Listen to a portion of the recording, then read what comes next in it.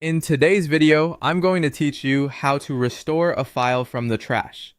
By the end, you'll know exactly how to bring a deleted file back to its original place with just a few clicks. Let's start at the main screen of your file manager or application. Look to the left side of the window for the navigation panel. In that panel, you'll find an item labeled trash, sometimes shown with a bin icon.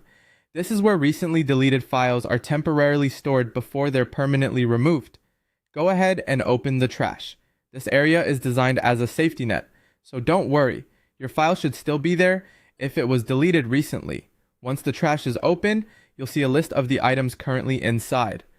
Take a moment to scan through the list and locate the file you want to bring back. The list usually shows the file name and sometimes extra details like when it was deleted, which can help you confirm you've got the right one. If there are many items, focus on the names and types you recognize so you can identify the correct file confidently. When you found the file, click on it once to select it. You should see a highlight or a check mark indicating that it's selected. This simple click tells the system which file you intend to work with, and it prepares the next set of options. Now right-click on the selected file to open the context menu. On a mouse, that's the secondary click.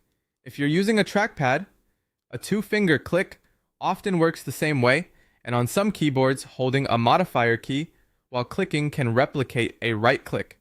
The key is to open the small menu of actions tied specifically to that file. In the menu that appears, look for the option labeled Restore and click it.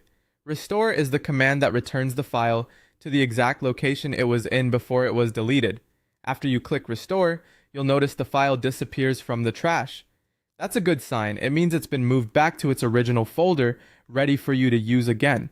If you were working on something important, you can now reopen it from its usual place, just as you did before it was deleted.